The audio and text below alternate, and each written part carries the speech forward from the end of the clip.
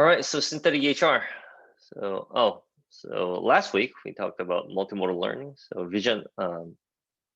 We talked about the how different, like, heterogeneous nature of EHR, how multimodal data how EHR data consists of multimodal data types. And then we talked about two specific cases, which one of which is vision and text. So vision and text, which is already a popular subject or popular topic in machine learning, can be translated into EHR domain as well. So we took a look at the chest X-ray and radiology report multimodal learning, and then as a second example of multimodal learning, we also covered graph and text. So specifically, we converted the tabular EHR data into a graph, such as like a knowledge graph, and then there was a matching discharge summary for each admission graph. So we used both a graph encoder and text encoder to mix the two together.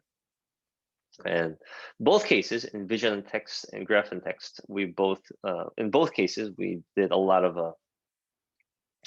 the multimodal downstream tests, such as retrieval or text generation or error detection, or doing a multimodal classification, such and such. In both cases, unfortunately, the generation text was focused on text generation only. So we didn't do vision generation, like image generation based on text, or graph generation based on text, but those are certainly possible. So there, for example, in vision and text, there is a couple works that that can generate both text and vision. So it's like a bidirectional generation. So using a transformer-based multimodal pre-trained model, you can generate text or image at the same time. So of course, you would have to provide either vision, either an image to generate text, or provide text to generate image. So which is what a model named XLX-MERT did. So, and recently, even though recently text-based image generation was demonstrated by DALL-E to generate very high quality images, even though DALL-E didn't generate text, but you can certainly, it wouldn't be too hard to generate text and vision at the same time. And as for graph and text, text generation based on graph would be a rather straightforward job. Graph generation based on text is another story, though, so because you have to first decide the structure of the graph, and then, like, for example, like where the nodes and the edges should be added, and then you have to decide which edge type or relation type should be added and which node should be added. So it's a kind of a two-step job. Like, for example, in text, all you have to do is just autoregressively generate a sequence of subwords, and that's it. But in graph, you have to first decide how many edges to add and how many nodes to add. So there was a which can be done via some by injecting some prior knowledge, which was what Grammar VAE did several years ago. But we won't get into that today. All right, so this week's focus is synthetic data, and specifically synthetic EHR, because this is healthcare data. So we won't be delving into generative models or image generation or text generation. So synthetic EHR, and which associated with EHR is always the privacy issue, and synthetic data is actually one of the promising ways to overcome privacy issues in sharing health records for either business purposes or for research purposes. For both cases, sharing your personal data or for the hospital to share personal data or their collected data out to ship it outside or export it to a business partner or to a research partner is still a very difficult job. And if there is a guarantee that synthetic data are privacy risk free, then why not? Why not synthesize EHR and then just ship them out? So that's So we'll take a look at a couple of scenarios where people can use synthetic EHR to gain knowledge on real patients. So some couple of privacy attack scenarios. And if we have time, maybe next week we can, maybe this Thursday we can talk about some representative examples to guarantee privacy, which is, for example, using differential privacy and that kind of stuff. All right, so synthetic data.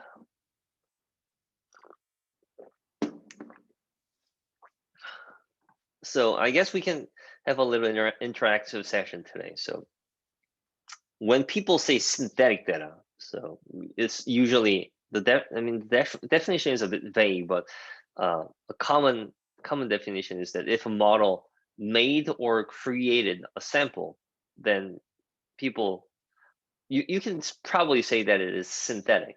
So for example, if a generative model, it could be GAN or VA or whatever, doesn't matter. If there's a generative model and then the model generated a sample, then is it synthetic? For example, like image generation, text generation, music generation. There's all kinds of generation. Actually, there's like a chemical compound generation. There's what else? Yeah, you can actually, if you have a whole lot of large scale data, then you can probably use it to train a generative model and then use the generative model to generate samples from the learned distribution. So if a model generated a sample or a made sample, then is it really synthetic? Care to answer this kind of a philosophical question? Anyone? Like, well, what is the definition of made?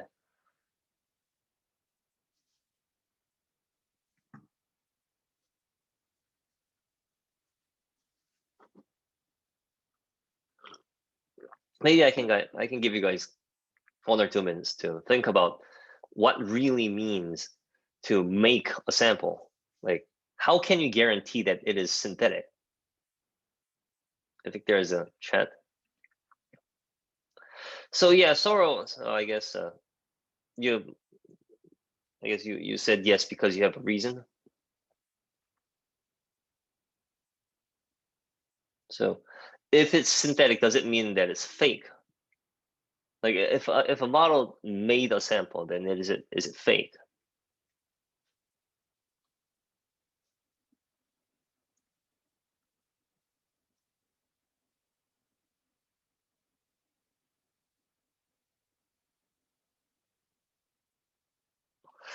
준미님, 특정 분포에서 다양하게 형성한 것이 실제로 make이지 않을까요?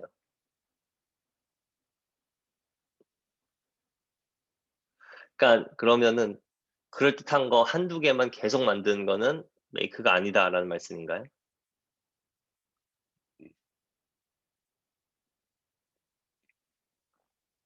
왜 아닐까요?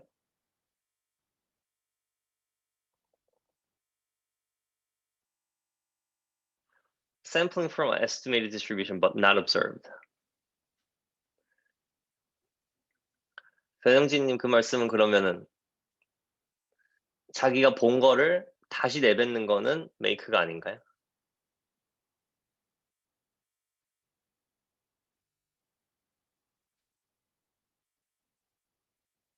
So for example, let's say that you train an autoencoder, which is basically a compression decompression algorithm. And then, so if you put an example and then the model will output a slightly distorted out, because autoencoders are not perfect. They are not perfect copy paste machine. Autoencoder is a compression machine. So when it compresses and decompresses the given input, then there must be some kind of information loss.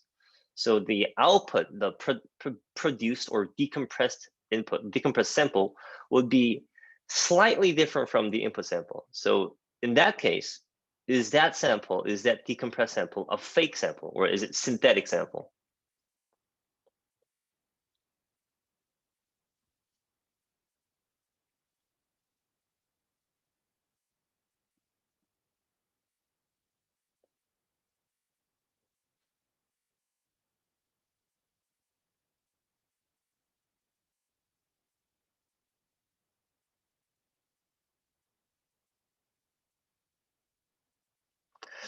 안성용님, 센서로부터 얻어진 로 데이터를 제외한 모든 데이터가 매입되었다고 할 수 있을까요? 그러니까 실제로 업저브된 로 데이터를 제외한 모든 데이터가 매입되었다고 할 수 있을까요?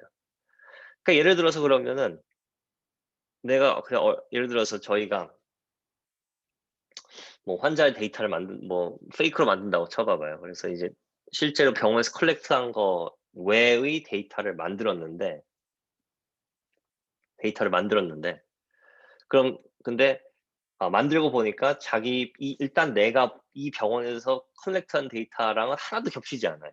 로 데이터랑 하나도 안 겹치는데 나중에 이 병원에 환자가 왔는데 하필이면은 그 환자의 데이터가 내가 예전에 만들어 놓은 페이크 데이터랑 똑같으면은 그거는 페이크인가요?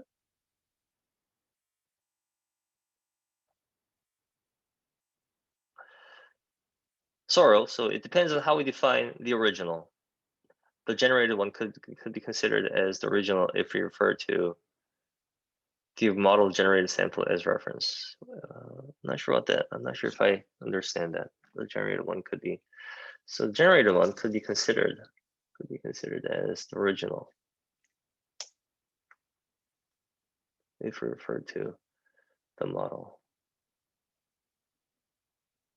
generated sample as reference. I guess I'll have to think about that. 현진이 모델 단순 메모리에서 만든 것이 아닌지 검증해봐야 될 것 같습니다. 샘플링 among observed가 아니라 현진 샘플링 among observed, 샘플링 from estimate distribution이 되지 않을까 생각합니다. I guess 그러니까 그 현진님이나 변형진님이나 두 분이 하는 말이 뭐 어떻게 보면 일맥상통한다도 볼 수 있겠죠. 그러니까 디스트리뷰션을 배우고 거기서 샘플링을 하는 것이 진짜 신테릭한 거다 라는 말씀이 더 가까운 그런 말씀인 것 같아요. 제가 이해하기로는. 승호님, algorithms generating samples based on its own logic or philosophy. I think trustworthy is another problem. Trustworthy, I guess that's a kind of orthogonal concept.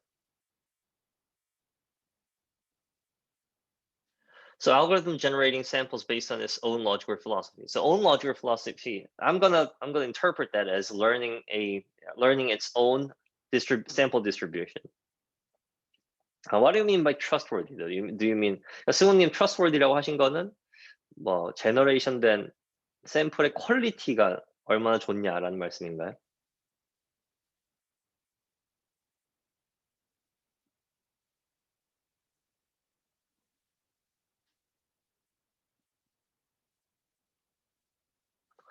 So how it resembles the real distribution. I guess nobody really knows the real distribution though.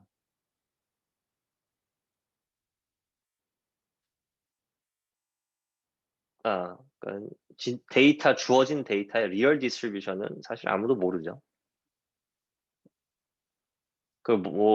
알면은 이제 그걸 바로 썼을 테니까 실제로 그걸 모르니까 이제 열심히 그걸 어프록시메이션 하고 있는 건데 겐을 이용하든 뭐 VA를 이용하든 뭐 오토리그레시브 모델을 이용하든 그런 거죠. 네. 어쨌든 리얼 데이터가 디스트리뷰션이 있다고 가정을 하고 그걸 최대한 어프록시메이션 하는 게 이 제너러티브 모델들일 텐데. 그러니까 제너러티브 모델, so a lot of good opinion, but I guess the overall consensus is that the model must learn its own distribution rather than copy pasting from real given samples. So, but what I said a couple minutes ago is that how can you guarantee that it doesn't exist in the real world? So let's say that your model is a generative model and then you trained a model. So you trained that model. So the model has some distribution. It's learned the distribution, right? It could be explicit distribution like VAE, or it could be an implicit distribution such as GAN. But let's just say that you have a generative model that can generate samples from its underlying distribution. Then whatever it generates, how is there like 100% guarantee that it is synthetic? Because as I said, by chance, the model could generate something that would happen in the future. So just because it generated something that doesn't belong to the training set, there is no guarantee, like 100% guarantee that the generated sample does not, does not represent a real sample somewhere out there that just that wasn't just part of the training set. So in that case, there is still a if we limit the debate and the scope of the debate into healthcare domain strictly, then there is still a privacy risk. So there, in my opinion, this is strictly my opinion, but there is no real, surefire, like 100% guarantee that a synthetic model or a synthetic generator is privacy risk free. So, because as I said, there is no guarantee that it might just by a pure chance that it could generate a real person's record. And you'll see that it is certainly possible in today's class, because when you generate a patient record, you can generate in such a different level. Like, for example, let's say that you're generating a person's diagnosis codes. So a diagnosis record, basically. So over the past few years, how many diagnosis codes or how different diagnosis codes a patient received. So it would be a tabular data. So for example, let's say that you're generating a tabular data based on consisting of diagnosis codes. And if you generate using a very high level diagnosis codes. So if you remember diagnosis codes, ICD-9 diagnosis codes, there is a hierarchy. So the most granular level is the 5-digit ICD-9 codes. And if you just remove the subdecimal numbers, subdecimal digits, and you only use 3-digit, then it is a bit higher level. And then if you group them into coherent medical groups, then it becomes another a bit more higher level. So depending on which level you choose to generate synthetic data, it is certainly possible that you can just by luck, generate a patient's records that didn't belong to training set, but certainly exists in the real world. As you generate more, as you generate in more abstract terms. Right, so it is. I think this is an interesting discussion because people don't really think. People seem to believe that synthetic data are always guaranteed to be synthetic, but even they would run a test, for example, after generating bunch of synthetic samples, they would run a test to see whether any generated synthetic samples overlap with the training set, and if so, then they would just filter them out to, if what you want to do is generate purely new samples, then that is what you can do. You can just run a test to see if any of the generated samples overlap with the training set, and then if so, then just throw them out, and then you just release the remaining ones. But even so, what I'm saying is, even so, there might be a sample that exists in that overlaps with the real patient or real thing, like real object in the real world. It just didn't happen to belong to the training set. Right, so I guess it's basically, I think it's impossible to 100% guarantee, protect a person's privacy using generative model. But that's another issue. All right, so let's move on. So as I said, as a lot of students have pointed out, at least I think the necessary condition for some model to be called a synthetic data generator, it must be a generative model. So if it's just a simple autoencoder, like compression decompression algorithm, or if it's a simple copy paste or copy pasting algorithm, then it is not a generative model. Or no, it is not a synthetic data generator. So there are a lot of generative models that can learn and sample. So the definition of a generative model is that models that can learn and sample from data distribution, which is Px, so P of x.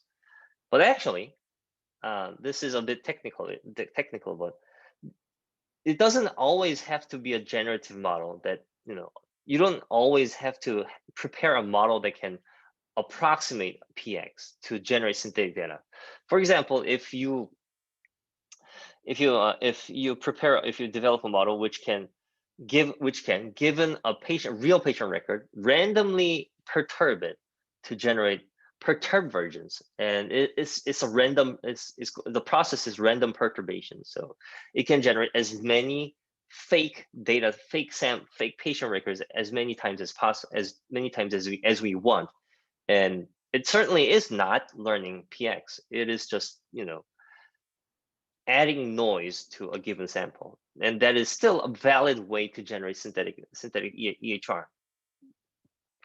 And that is what people do to that is what some people do to de-identify or anonymize real patient records. So in that case, that process is not learning PX at all, but still it can generate synthetic records. So that's, I guess, the claim that we must have a generative model to generate synthetic samples is false. But certainly it is the easiest way. I know, I'm sorry, it is not the easiest way. It is the most understandable, easy to understand way, because learning a generative model is always harder than, you know, it's not a straightforward job. Anyway, so in a very naive way, you can think about some of the generative models that we learned in the classical machine learning class, such as like Gaussian, just fitting a Gaussian model, Gaussian distribution based on some based on data distribution, training set or data distribution, or mixture of Gaussian, or, you know, fitting a multinomial distribution, or even, you know, learning a bigram or trigrams to generate sentences is all. These are all, like, you know, very classical generative models. Like if you learned a bigram model, then you can certainly sample a sequence of words based on the bigram distribution. So it means that you've learned this distribution, the PX of words or sentences. So these days, I mean, these are not, none of these are neural network based. So these days we don't do this anymore, or we kind of mix these concepts with neural networks somehow. So the three most representative generative models in this era is obviously one, variational autoencoder. So variational autoencoders are still autoencoders. It's still based on autoencoders. It's just that, unlike autoencoders, you can sample from the sample from the latent distribution. So we assume that everybody knows this. So I'm not going to go into detail. It's just that we assume that when you compress your training set, it will be compressed in such a way that the latent distribution is Gaussian. So that is why we can generate new samples, because we know that the underlying Z distribution is Gaussian. So we can sample a new coordinate from the underlying Z Gaussian distribution, and then decompress it or decode it to, you know, see what it looks like. So that is why you can do like a linear you can do a linear interpolation between two samples, things like that, because we already know we trained the model to force or to guide the latent Z space to be Gaussian. So that is the difference between just classical autoencoder and variational autoencoder. So in classical autoencoder, we don't know what the underlying distributions are. So that is why we cannot that is why we cannot generate new samples, because there is no guarantee that the underlying Z distribution follows any distribution. So VA is there. And another, of course, which will be the topic of today, is generative adversarial network, GAN. So unlike VAE, which guarantees that the underlying Z distribution is Gaussian, also, which means that the actual real data distribution also follows the encoded real samples follows a Gaussian distribution. Unlike that, GANs guarantees no such thing. So it just learns to map random noise Z, the random noise could either come from uniform distribution or Gaussian distribution. It doesn't really matter, because if you have a powerful enough neural network that can map random noise into real samples, then that's it. And there is no guarantee that this mapping Z to the real samples follows any well-known distribution. So there's no guarantee that it is mapping to Gaussian or whatever distribution is. So that is why it's called implicit distribution model, because there's no real way to basically calculate the likelihood. So in VAE, we can actually calculate the likelihood, or using likelihood or MSE loss, we can actually try to see how the given sample, so how likely the given the generated sample is given the distribution learned by the model. But with GAN, we can't do no such thing. So that is why we always have to turn to external validation metrics such as inception score or FID score, something like that. The third most popular is autoregressive models, which is actually older than these two, GANs and VAEs. Autoregressive models actually have a way longer history than these two. So, but in the era of neural networks, it is certainly everything is combined with neural networks. So Pixel CNN was probably one of the first works to generate images using in an autoregressive manner, which is basically exactly as shown here. You just generate one pixel at a time. So if this is if you're trying to generate 7x7 resolution image, then you would have sample pixel value here, and then pixel value here, at one pixel at a time. And it actually does work pretty well. And then you can obviously expand this to other domain as well. So WaveNet is generating audios, speech audios, or even music, like classical music audio. You can generate using WaveNet. So WaveNet was based on CNN as well. So it's a dilated 1D CNN, and you just sample one pitch or one frame at a time. So if your sampling rate of your music is 21K or 120 12K or something like that, then you need to generate 12,000 samples to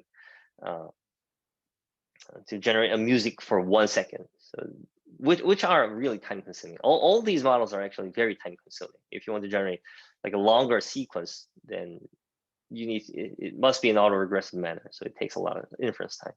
GPT-3 is probably the most well-known example in text domain these days. So generating one text token, specifically one subword, one byte pair encoding token at a time. And DALL-E, so actually I forgot to add a description here. So DALL-E is an autoregressive model, but it is a conditional autoregressive model. So given a text, the DALL-E model generates an image that corresponds to the given text. But the way that the DALL-E generates images is still one image unit per time. So I'm saying image unit because DALL-E doesn't generate image 1 pixel at a time. It first, using a quantized VAE, first learns the vocabulary of the images. So you download whole millions or trillions of images, and then you push it through. You learn a quantized VAE to based on those trillions of images to learn the vocabulary of images. So you set the vocab. For example, I'm going to learn 10,000 size image vocab. So which is equivalent to running a byte pair encoding, a word piece on a whole huge gigantic amount of text and having a fixed size of vocab. So just how word piece has about 30,000 vocabulary size, you can do the same with quantized VAE for images. So you can set I'm going to use 10,000 vocabulary of 10,000 entries to represent all images. And after you've learned the image vocab, you can use it to autoregressively generate an image. But you can certainly transform DALL-E into this for like using pixel CNN. So given a text, you can still generate one pixel at a time. It's going to take way longer time.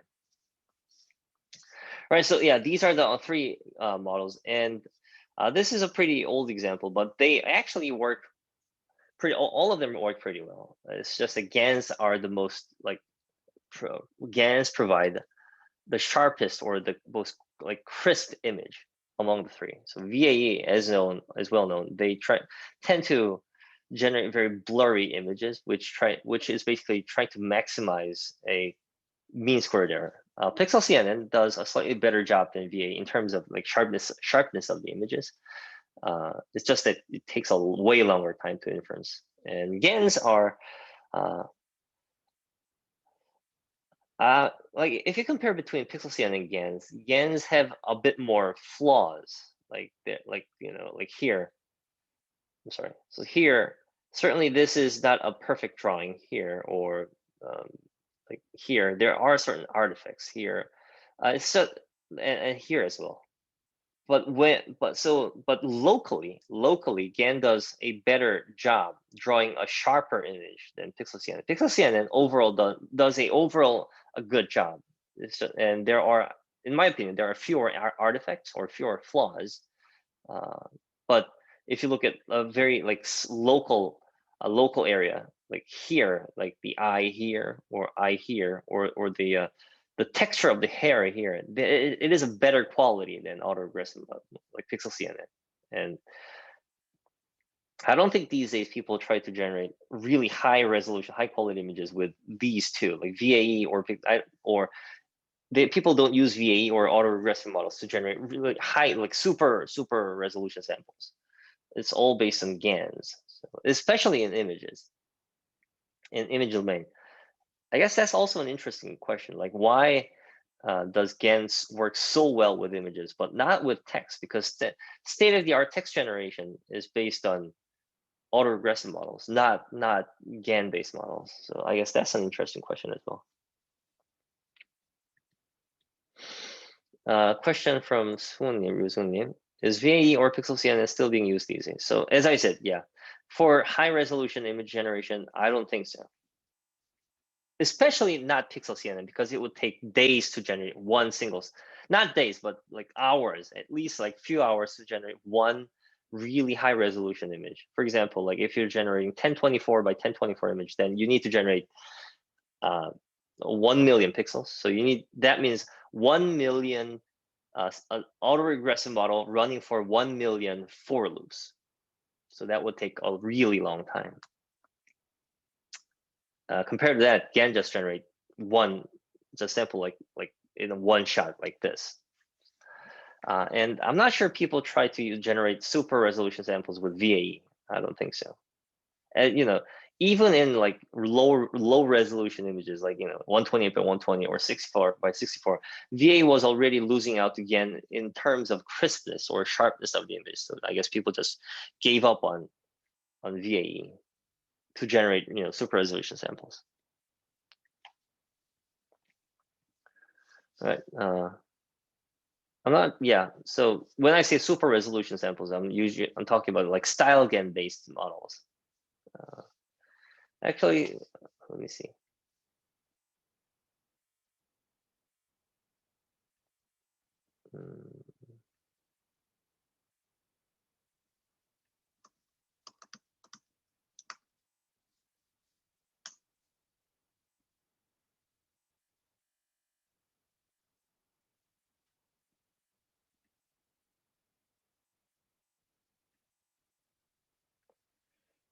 Let me just quickly show some of the high resolution images that are generated by recent GANs, like here, like this woman. I'm going to assume that it's a woman, because these days you really don't know. But this female is not a real person, and so it is generated by StyleGAN or StyleGAN version 2. So there's actually a website. I forgot the name.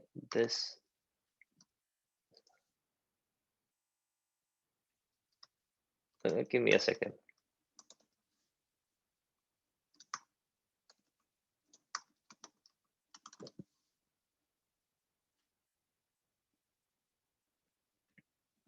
Yeah. Yeah, I found it. Give me a second. So yeah, so there is a website called thispersondoesnotexist.com. So it is literally that this person does not exist. So it's this image is a synthetic image or fake image. So this was based generated by StyleGAN version 2, which was developed in December of 2019. So if I remember correctly, this is 1024 by 1024 sample, and this is what modern GANs can do. And I'm not sure if VAs can do this. So a very high resolution image, and it really looks like a real person. There is not a single artifact here. So like the hair, the texture of the hair, the wrinkles around the eyes, I mean, everything is just almost picture perfect. And yeah, all thanks to StyleGAN and adaptive instance normalization and all those kind of techniques, which we will not delve into today, since this is probably already been covered in deep computer vision, deep learning for computer vision class. We can look at a couple more examples. There are sometimes there are artifacts. Yeah, even the boundary, the face boundary beyond the glass is like to a perfect degree. So such a it's very surprising that the model learns to even express this distortion. I think it became even higher quality than I knew before. Looking at the stitches here, like the cap texture.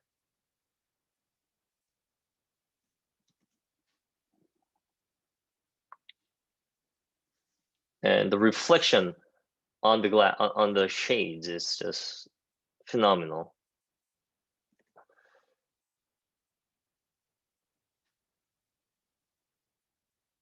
Yeah, I guess this is an artifact. Like here, this part, we can't really. I don't really understand what's going on here. It's like a finger, or I think the model tried to draw a finger, and an arm, and a shoulder. It's just that their locations are a bit distorted. Like this looks like a end of the shoulder. Like for this woman, it would be the right shoulder.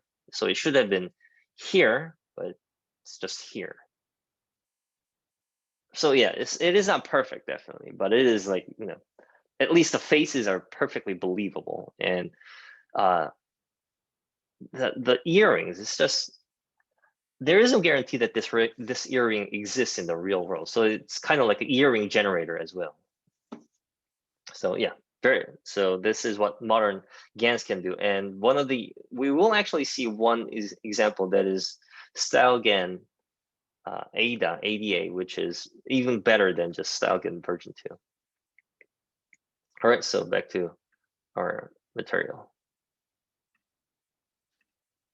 Okay, question. I was always wondering how we really know that a person who looks like this does not exist. We just assume. That's exactly what I said.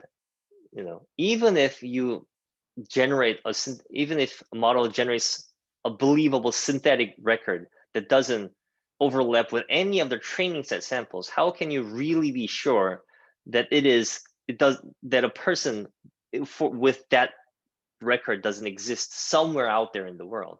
How do we really know? So that's the interesting question. And for example, actually, I'm sorry. So there could be a person that doesn't look exactly like this, because like it could be 1 pixel different. But for example, let's say that there is a person with like wart, or some wrinkle, like wrinkle here, or a scar here, or a dot here. Like there could be a person that is almost exactly that looks almost exactly the same as this person with a very small minor difference. And then can we say that this image is synthetic? So there is no guarantee, in my opinion. So it would be a bit risky to, for example, let's say that you want to use a completely virtual person to promote or advertise your products. For example, let's say that you are a I forgot 화장품 영어로 뭔지 까먹었네요.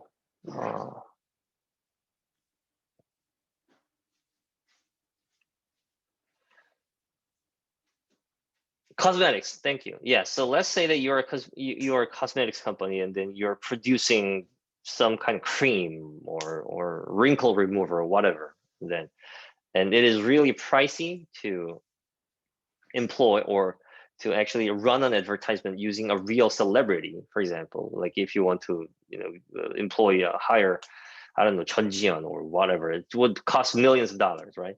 So instead, you can generate a fake person. So you can actually, if you have a really powerful generator, powerful video generator, image generator, then you can actually use the generator to make an advertisement, like a really handsome man or really beautiful woman just using cream or whatever, and then just saying something like yada yada yada cream made my life different, whatever.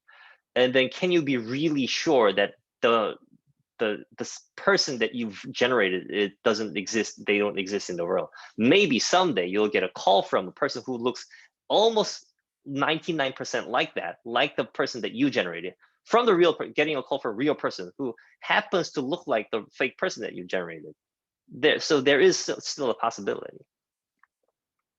I mean, even we as people cannot tell difference between certain people. Like we say, like that person looks like the another person, certainly possible.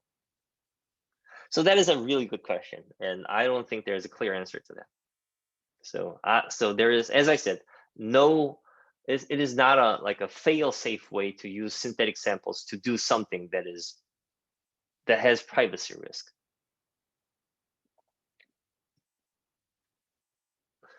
I've been thinking that it might be risky in the future, so that is still controversial. Yes, it is still controversial. It is just that there is no way to actually quantify the risk, because we don't know unless we, for example, let's say that we're strictly limiting this discussion into facial image generation, then if we have a database consisting of 7 billion people's face, then we can know. Then we can generate a fake people and then run it through the 7 billion people facial image database to see if there's an overlap. So unless we're talking about the kind of ridiculous situation where we have access to the entire mother,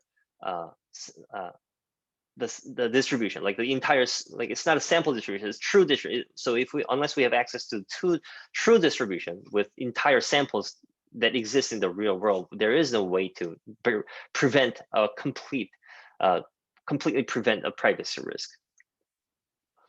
Always, yeah, this kind of things are always interesting topic for discussion. All right, so back to our material. So yeah, these are the difference between the three, and that these days for super resolution images, GAN is probably the way to go. So yeah, but since this is healthcare class, we will we'll focus on synthetic EHR. So in healthcare research, so synthetic EHR, especially in related to healthcare research and the data required for the research. So these days, everything is deep learning, so everything is large scale. Like how GPT-3 was able to achieve such a phenomenal outcome is based on all text from internet. So it just basically all text from the internet, and how DALL-E could generate such a phenomenal, realistic images, all again because it was trained based on almost all images and text pairs that are humanly accessible.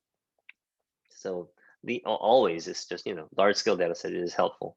And that's the same principle goes with the healthcare.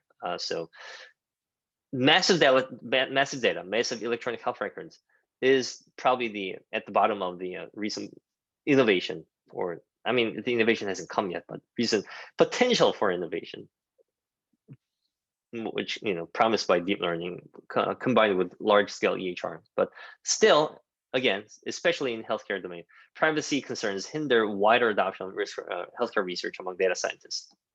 I mean, the data scientists would like to get their hands on healthcare data, which has a lot of impact, which has impact in both research and business as well. So if you just generate, if you're going to come up with a really accurate model for certain disease classification or treatment recommendation, something like, or disease prevention, anything that is very accurate, then you will be earning millions of dollars of money. It's just that the privacy is blocking all that kind of things from happening. So past approaches, so just briefly talking about past approaches to privacy concerns, is de-identification by perturbation methods. So this is one of the examples that I said. So even without learning a distribution, you can still generate fake samples. This goes also goes with images or text as well. So you can, given an image, you can actually perturb, add some noise, or add some, I don't know, some whatever, add some Gaussian noise or whitening or perturbation to make it into a fake sample, which is a bit harder to do with images, I guess, compared to medical records. So yeah, so definitely, since this process is derived from real data, it is not again, there's no guarantee that it would completely prevent privacy risks. Even with perturbed data, there might be a way to reconstruct or learn something about the real people that was the real patients. So simply blindly adding noise to your medical records is not a way to really safely de-identify the contents. Second way is obviously generating synthetic data using generative models. But prior to all the neural networks and GAN introduction into the world, it has not been realistic enough. So because medical records are such a high dimensional data, it is not really easy to deal with high dimensional data with classical approaches. So has not been realistic enough for machine learning tasks before neural networks, but we'll talk about how to use GANs to generate synthetic EHR today. So synthetic EHR, we have to actually define what modality we're going to generate. So because EHRs are innately multimodal, so as we've said multiple times, it could be structured data or sequence of structured data. It could be vital records or vital signs, which is continuous data. Text or images, or even time series data. They're a lot of different data. And obviously medical images is a popular topic. So you can generate, even these days, you can generate very high resolution medical images using StyleGAN based approach. And StyleGAN ADA, which I just briefly talked about a couple of minutes ago, is able to, so StyleGANs require a lot of training samples to generate generate images of really high quality, as high quality as the artificial people samples that I've just shown. So the model requires a lot of data, but StyleGAN ADA is an extension of StyleGAN, which requires a significantly smaller amount of training data to generate realistic samples. So typically medical images are not really large scale. So because not a lot of people always take x-rays, or even this is kind of histopathological slides. I think this is some kind of biopsy based on your breast. So I guess it's for deciding whether the person has breast cancer or not. But anyway, so not a lot of people go under this procedure. So there is the data set is really small to begin with. So it is not, so the small data set is not appropriate for training StyleGAN, but StyleGAN ADA is able to overcome that by using some kind of nice, modifying the architecture of the discriminator a bit. So it's a very nice trick. And if you're interested, definitely go take a read. So yeah, StyleGAN, StyleGAN 2, StyleGAN 8, these are all done by NVIDIA these days. So NVIDIA is like leading the domain of high resolution image generation. But as I said, can it completely prevent privacy issue? Then the answer is no. And actually, if we strictly talk about medical images, then there might be no need to be so concerned with privacy risks to begin with, because just by looking at so these are real samples. These are real samples, and these are fake samples. But even if you have access, even if you just release this real images, how are we to tell the identity of this person? Like there is no it is impossible to tell. Oh, this is like John's sample, and this is like Mary's sample. It is virtually impossible. So maybe medical images are not so much. We don't have to be so concerned with privacy risks or privacy issues when it comes to images. So X-ray as well, X-ray, MRI, CT scans, skin photos, fundus photos, eye photos. Those are all like partial. Like images of body parts that doesn't really give out the complete information of a person's identity. So yeah, unless medical image contains your face or I don't know, sometimes maybe you have a very distinguishing scar, and then maybe your friends might recognize that scar when you take a picture. That is like a probably very special case scenario. But other than that, usually I don't think images are very privacy. Images are like high privacy risk modality.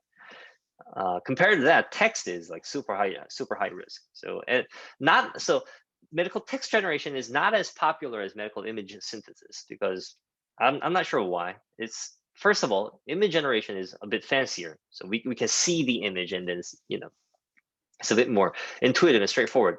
Text generation, first of all, we don't know where to use it. So image generation, people use generated images to augment the data set and then try to build a better classifier or build whatever better diagnosis model. Actually, that is also controversial. So let's say that you have 10,000 images to train your diagnosis disease classifier based on images, and then you don't think that 10,000 samples are enough, so you use very high quality synthetic samples to augment your data set, and then your data set now becomes like 1 million images instead of 10,000 images. So like it's 100 times larger, and then you train a same model architecture, and then you achieve better score on real test samples. It must be real test samples. Testing your data set, testing your model on fake test sets are meaningless. So let's say that you achieve better performance, and you might say that it's all good and all good and done because now you achieve better test performance. But there is still a concern that your model has been trained on synthetic samples, so it might learn wrong knowledge, and this is a genuine concern. Some researchers actually claim that your disease classifier model should only be trained on real samples, and it should never be trained on synthetic samples, because you don't know what your synthetic generator is generating. There is no guarantee about the quality or the trustworthiness of the samples generated by the synthetic data generator.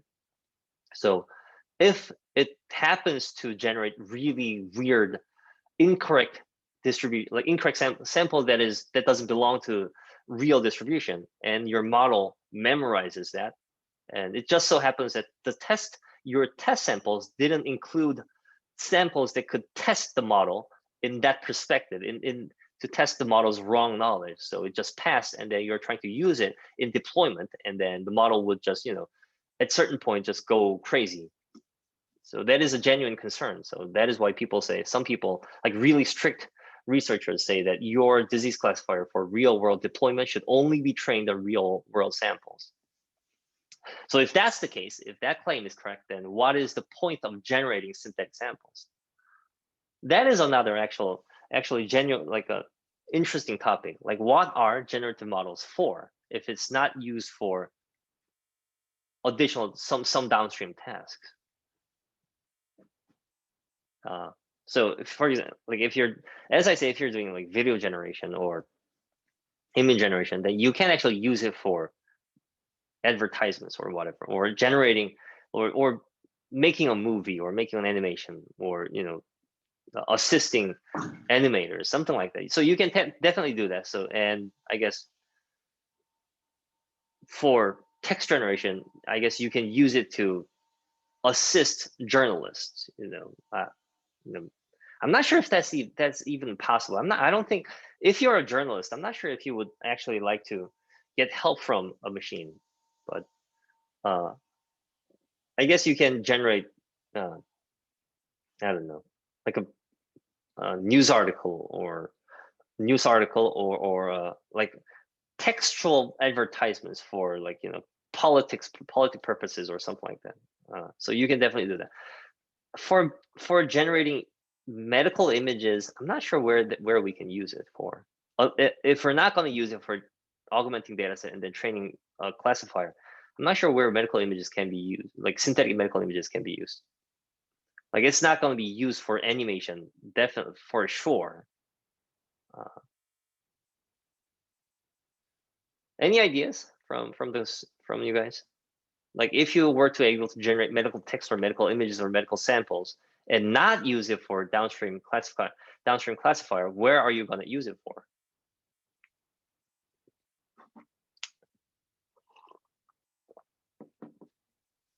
I guess you can use it for research purposes. Like, you can, you want to run a competition, like a hackathon or a datathon or datacon or whatever, and then you cannot release real healthcare data, but you want to still run your competition within healthcare domain. So in that case, you can generate synthetic samples and then try to, you release that instead, so that the competition participants can use that.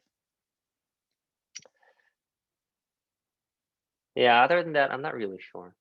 But anyway, so I guess that's, if you have an idea, please feel free to share. Anyway, so as I was saying, medical images, not so much high privacy risk, but text is definitely super risky. So as I said, not as so medical text generation is not as popular as medical image synthesis, but it is certainly possible. So there are some works, as far as I know, very few, very like small number of works that tries to generate clinical text, like not healthcare text, but clinical text, like discharge notes or nursing notes or doctor's notes or radiology report. I mean, there are some, actually, I'm sorry, there are a lot of works that tries to generate radiology report based on radiology images. So that is conditional text generation. But for pure text generation, I haven't actually seen a lot of work. Like image generator, these are unconditional. You just generate whatever you want. But like in the last week, we've looked at the graph and text multimodal learning, and one of the downstream tasks was to generate a corresponding text or sentences that corresponds to a given graph. So that is still conditional text generation. And as I said, radiology report generation is still conditional text generation. But I haven't seen too many unconditional text generation models, because probably we don't know where to use it for. Right, yeah. And as I said, this is way more risky, because if you guys already did project number 2, and when you took a look at the sample, the discharge summary samples, a lot of the sensitive terms are all blacked out. They're all like replaced with certain like brackets to indicate that there used to be a privacy risk, like privacy risky terms, like name of the doctors or name of the patient or specific dates or specific birth year or something like that, basically. So easily you can gain you can gain the knowledge about a specific person or specific patient. So that is why text is actually not really freely shared as much as like medical images. If you go to like PhysioNet, so you are all like part of a PhysioNet data set. I mean PhysioNet website. So, and there are a lot of medical data set there. Besides EIC and Mimicry, there's like EKG data set. There's like image data set. There's a lot of like vital sign data set. A lot of data sets, and a lot of them are all there because they are modalities that has relatively lower privacy risk, such as like CT scans or EKGs. Like if your EKGs would never give out the identity of yourself.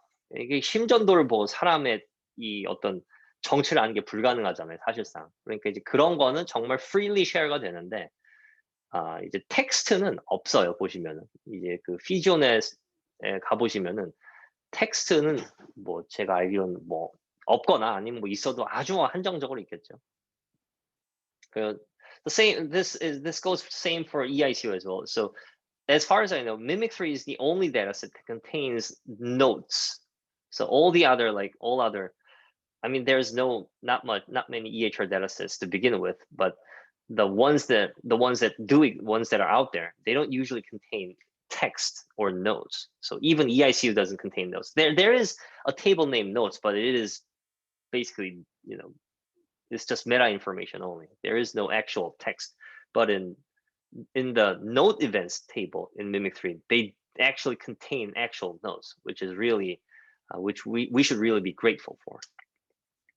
So all right, so structured EHR is another modality, and actually, so structured modality, we can view it in terms of tables or in terms of graph, but they are the same thing. But structured EHR is also very risky. It's a very high privacy risk data as well, because, for example, like if there's like a name column, then it's a sure giveaway. Name, date of birth, gender, the location, the location of residence where you live, or your like historical conditions, like this contains basically information about yourself, medical information about a certain patient. So when you release structured EHR such as Mimic3 or EICU, you usually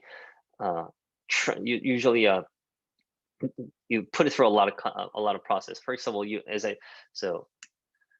put it through a de-identification process. So we talked about this in the first week or the second week of the class. So raw EHR holds PHI, protected health information. So this is something that can be used, protected health information, something that can be used to identify reconstruct, to gain knowledge about a specific individual. And so EHR and the identification usually consists of removing all names. Obviously, you want to remove all names. Remove locations, your zip code, your living residence, your maybe even your region is like your country of residence probably is okay, but like 몇 동 무슨 동에 사냐 이런 것까지도 위험할 수가 있죠. And remove rare cases. For example, I've said this before, but if you are a patient who suffers from a disease that only 5 people in the world also suffers, then people can probably know the identity just by looking at that record. Like, oh, this patient, even though I don't know the name of this patient, I know that this patient is suffering this specific disease that only 5 people in the world suffer. So there's like a 20% chance that like anyone can identify the person, the identity of that person, even without the name. So anything that is really rare is all removed. Like patients who are over the age of 90, because there are very few people who are really old. People with very rare diseases, people with anything that is so rare or that is like at the edge of a distribution, then it is all removed. And shifting dates is also is one of the popular ways to de-identify your EHR data. So in Mimic3, thankfully, the time was shifted, but the duration or the gap between the time, the duration between the time, or the gap between the time, they are preserved. But in some EHR dataset, they usually remove they lose the granularity. For example, if all timestamps consisted of even to the minutes or the seconds, they remove everything up to like to the month level. So even like the dates are removed and just, like you only know the month. So that would really be, that is like losing a lot of information. If you're interested in doing time series data, time series modeling of patient record, then using it, and you only have access to EHR where the timestamps are only preserved into the month level, then your hopes and dreams are basically gone. So there's a data set that looks like this. So the Brazilian government, they actually open source, I don't know why, but they open source EHR data set. But unfortunately, first of all, it's in Portuguese because Brazil uses Portuguese. And second of all, they lose out all the date information. They only keep the month information intact. So it's hard to use it for any fine-grained analysis. All right, so yeah, so this generating structured EHR is what we're going to take. Structured EHR, especially in terms of table, is what we're going to learn today. Actually, we're actually almost running out of time. I guess we talked too much about synthetic data and the privacy thing. Give me a second. Where are we now? We have 30 more pages to go.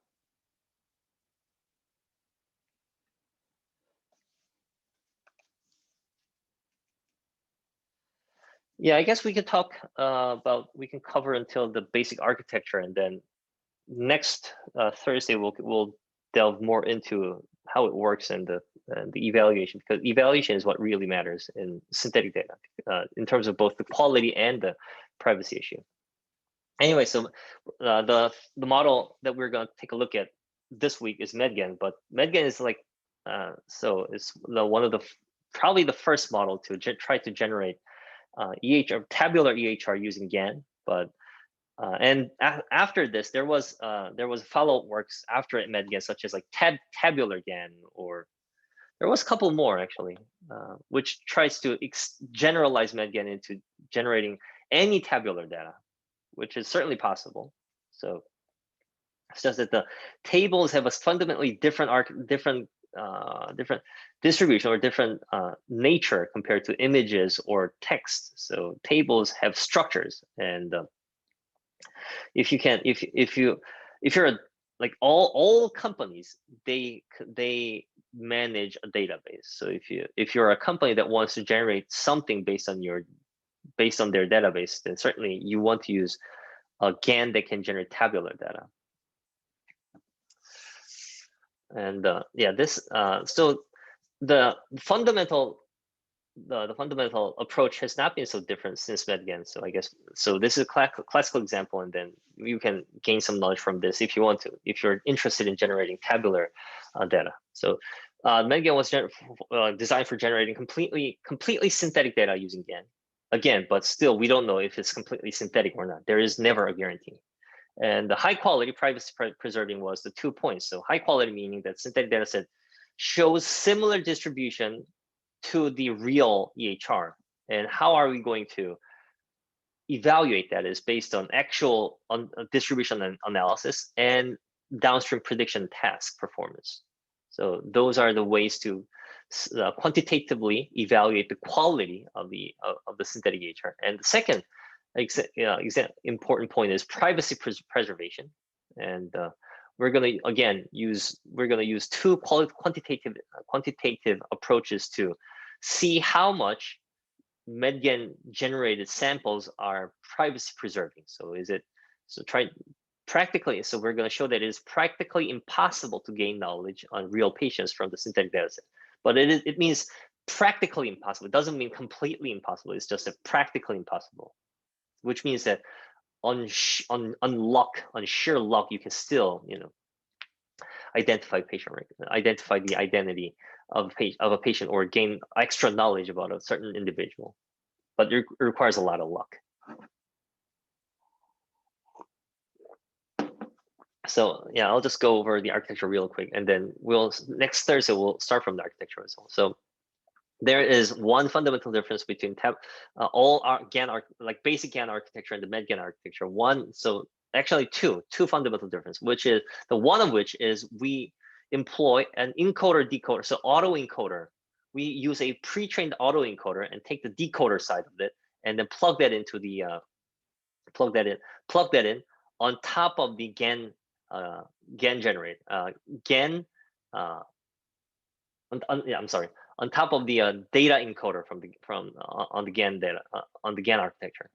So tabular data is, especially in this EHR data set, we're going to deal with binary variables or count variables. So binary, for example, what we're trying to generate here is a tabular data where rows correspond to individual medical records, individual patient record, and the columns represent or correspond to individual features such as diagnosis codes or medication codes or procedure codes.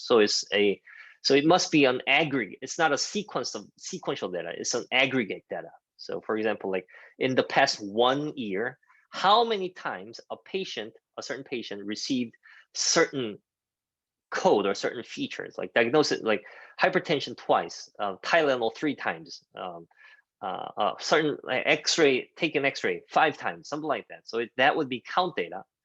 And if we're only interested in the if we're only interested in the occurrence, then it would be binary. So whether the patient received X-ray, then if so, then it is 1. If not, it is 0. If the patient received Tylenol, if so, it's 1. If not, it's 0. So it could be either binary or count. So it means that it is discrete. The variables are discrete variables. It is not continuous variables like like blood pressure or images or image pixels.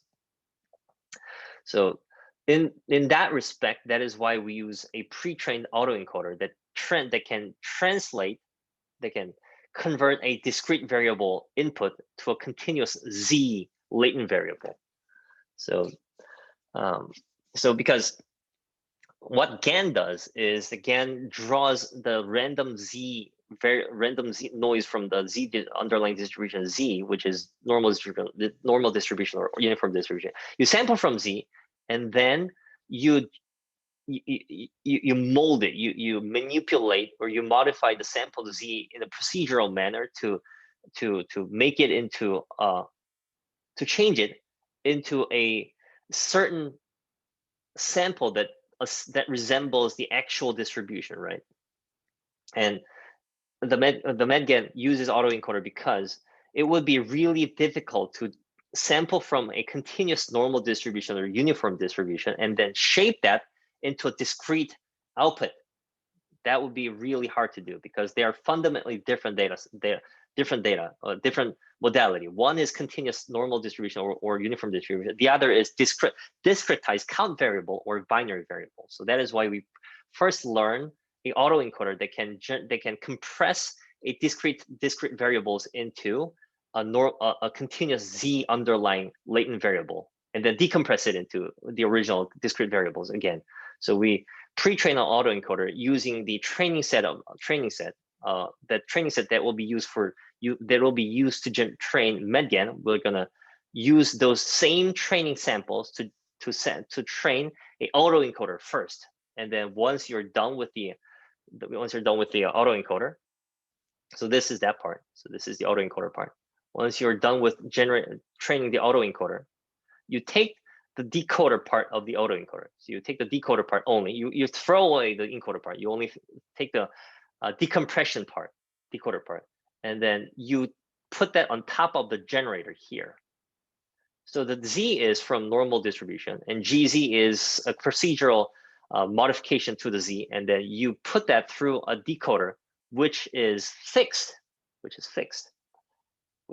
and then hopefully that decoder will be able to decode the continuous variable GZ into a discrete variable output, which is the same discrete variable that's from the raw data, and then push that into the discriminator. So the X is from the real data. So it's either the real data from the X or the fake data from discretized fake data from the generator. So that is one of the two differences from the GAN architecture, is that we use a pre-trained autoencoder to make it easier for the generator to generate discrete variables. And another difference is that we put more power to the generator compared to discriminator, because it's usually the job of the discriminator is so much easier than to generate.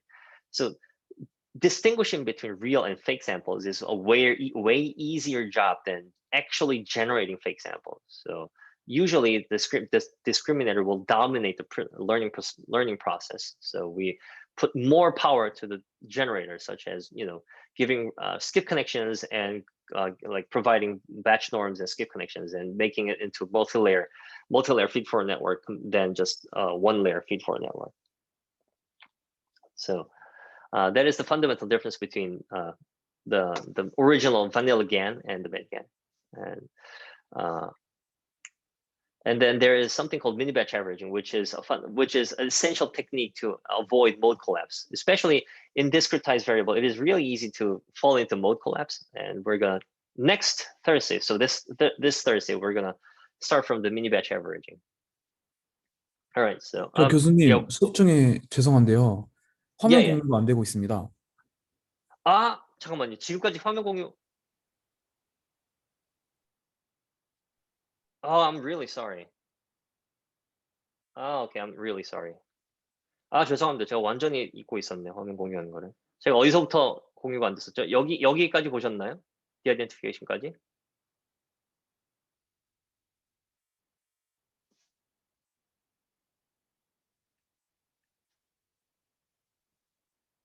네, 어디서부터 안 됐죠? 매드겐 아키텍처부터요? 아키텍처부터. 여기서부터인 것 같은데요. 그러면 네, 제가 다시 한글로 짧게 빨리 말씀드리자면은 지금 이게 펀더멘트 아까 이제 말씀드린 게 두 개 차이가 있다는 건데, 그냥 생 겐하고 비교해 보면 이거 이제 예전의 모델이니까 겐을 이제 바꾼 건데, 왜 바꾸냐면은 이게 디스크리트 베리어블들을 제너레이션 하기 위해서, 이제 겐은 컨티뉴어스 이미지 픽셀들을 제너레이션 하는 거니까 디스크리트 베리어블을 제너레이션 하기 위해서 이제 두 군데가 다른데, 1번은 여기가 이제 일단은 오토인코더를 쓴다는 게 여기 부분입니다. 그러니까 이제 여기가 실제 X 데이터고 어떤 카운트나 바이너리 베리어블들이고, 그거를 이용해서 이제 인코더 디코더를 학습을 미리 시킨 다음에 거기서 인코더를 떼어버리고 디코더만 가지고 이제 그걸 제너레이터에 붙인다는 겁니다. 그러니까 제너레이터는 컨티뉴어스한 베리어블을 제너레이션 해도 돼요. 그거를 제너레이션 한 거를 디코더에다 꽂으면은 디코더는 그걸 이제 디스크리트하게 바꿔줄 거기 때문에 디컴프레션 하면서, 그래서 이제 그걸 디코더에 갖다 꽂는다. 그게 다른 거고, 또 하나는 이제 디스크리미네이터 대신에 이제 제너레이터에 조금 더 제너레이터의 커패시티, 익스프레서빌리티를 좀 더 높여준다. 왜냐하면 디스크리미네이터의 잡이 워낙 쉬우니까. 특히나 이거는 지금 뭐 이미지도 아니고 디스크리트 베리어블이기 때문에 이제 뭐가 발생했다 안 했다, 0, 1이다 또는 뭐 몇 번이다, 이런 거는 어떻게 구분하기가 더 쉬울 수도 있잖아요. 그래서 이게 이제 디스크리미네이터가 이 러닝 프로세스, 학습 과정을 도미네이션 하는 거를 막기 위해서 이제 제너레이터에다가 배치놈이랑 이제 배치놈이랑 스킵 커넥션 같은 걸 달아서 여러 층을 쌓아준다라는 게 다르다. 요 두 개, 네, 요거랑 요거가 다르다라는 게 이제 제가 드린 말씀이었습니다. 그럼 여기서부터는 이제 제가 목요일부터 시작을 하겠습니다. Okay, I'm really sorry about the mistake, and yeah, if you have any question, please, you know, feel free to ask either now or on class. Otherwise, this is the end of the class today.